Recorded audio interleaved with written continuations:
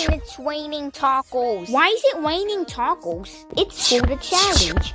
Ouch!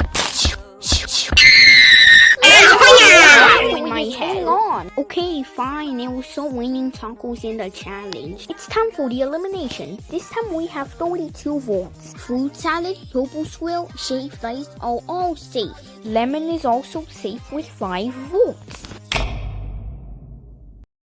This is absurd. Eliminated.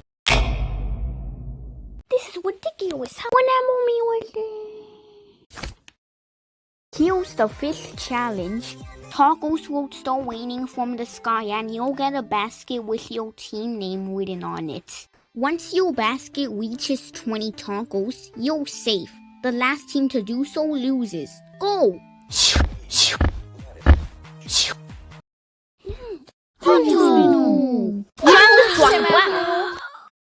Guys, we need 5 more tacos. Lemon, you know you're supposed to help in the challenge, right? I'm just taking a break. Like a break, you know?